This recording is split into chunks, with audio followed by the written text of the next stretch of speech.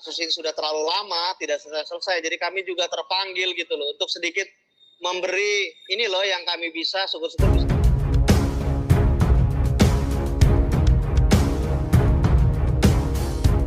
Hai pemirsa, bagaimana kabar kalian hari ini? Pasti baik-baik saja, dan saya doakan kalian hari ini dimudahkan rezekinya, dan yang sakit semoga segera diangkat penyakitnya, amin.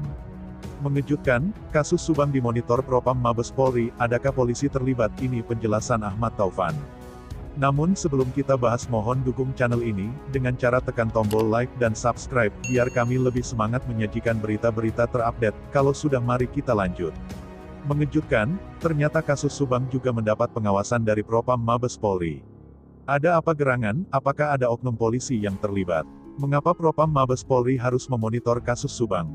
Padahal kalau lihat tugasnya, Divisi Propam menegakkan disiplin dan ketertiban di lingkungan Polri, serta menindaklanjuti pengaduan masyarakat apabila anggota kepolisian terindikasi melanggar aturan.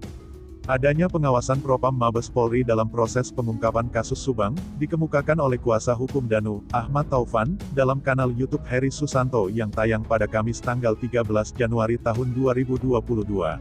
Masalah polisi di kasus Subang ini pernah jadi perbincangan ramai publik, saat publik membicarakan soal keberadaan Danu dan Banpol di TKP kejadian, serta kehadiran Yosef, Yoris, dan Mulyana di hari yang sama pada tanggal 19 Agustus tahun 2021, atau sehari setelah kejadian.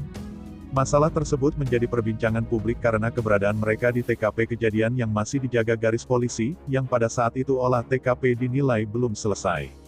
Sebab Direktur Reserse Kriminal Umum Polda Jabar, Kombes Pol Yani Sudarto saat merilis foto sketsa terduga kasus pembunuhan Subang itu mengatakan bahwa dalam pengungkapan kasus yang telah merenggut nyawa Tuti Suhartini dan Amel itu melakukan 5 kali olah TKP. Sementara itu menanggapi soal kehadiran para saksi di TKP pada tanggal 19 Agustus tahun 2021, Ahmad Taufan yang saat itu masih menjadi kuasa hukum Yoris dan Danu, memaparkan soal reaksi Kapolres Subang. Dikutip dari kanal YouTube Heri Susanto yang tayang pada Selasa, tanggal 16 November tahun 2021, Ahmad Taufan mengemukakan, Kapolres Subang AKBP Sumarni shock dan kaget saat mendapat pemberitahuan mengejutkan dari salah satu saksi utama kasus pembunuh ibu dan anak di Subang yakni Yoris. Dalam pernyataan Ahmad Taufan berdasarkan keterangan Yoris, kliennya itu pernah menceritakan kepada Kapolres Subang AKBP Sumarni, soal Kanit Taryono yang menyuruh Yoris untuk mengambil mobil Yaris milik almarhum Amel. Yoris pun menceritakan soal Kanit Taryono yang menyuruhnya untuk mengambil mobil Yaris kepada Kapolres Subang.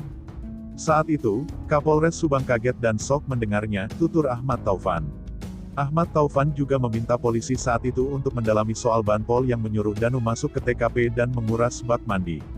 Apa motifnya? Apa alasannya? Siapa yang menyuruh? Tuturnya. Yoris sendiri saat itu mengatakan bahwa kenal dengan sosok Banpol tersebut karena sering melihat Banpol itu di kantor Polsek Jalan Cagas Subang. Dalam kanal YouTube Heri Susanto yang tayang pada tanggal 13 Januari tahun 2022, Ahmad Taufan mengemukakan bahwa pada prinsipnya semua pihak harus percaya pada kepolisian. Pada prinsipnya yang harus dipegang, kita harus percaya kepolisian, walaupun dalam perjalanan mencuat soal Banpol ada yang suruh Kanit A, pada saat itu beberapa case ada polisi si A, si B, si C di TKP, tuturnya. Kalaupun ada asumsi-asumsi kenapa oknum ini selalu ada dalam rangkaian itu, saya yakin kepolisian bisa memahami apa yang terjadi, ujar Ahmad Taufan melanjutkan. Tapi yang harus disadari, menurut Ahmad Taufan, kasus Subang ini juga dipantau Mabes Polri, Propam Mabes Polri. Kalau ada polisi yang mencurigakan, itu tugasnya Propam. Mengenai sketsa terduga kasus Subang yang dirilis Polda Jabar pada tanggal 29 Desember tahun 2021, Ahmad Taufan yakin saat itu polisi telah bergerak.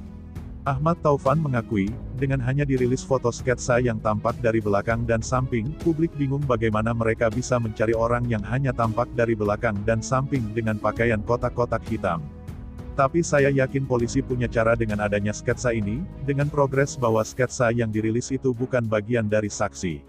Polisi juga kelihatannya tahu motifnya seperti apa, ujarnya. Ahmad Taufan juga yakin bahwa kenapa Polda Jabar merilis sketsa tampak depan dan samping, adalah bagian dari strategi Polda Jabar. Mungkin juga ini strategi kepolisian kita dikasih sketsa dari belakang dan asemping biar terduga tidak juga jumawa, paparnya. Saya yakin polisi sudah bergerak. Saya yakin polisi sudah punya sketsa utuh dan jelas orangnya di mana, keluarga siapa, ujar Ahmad Taufan menambahkan. Nah, gimana menurut kalian?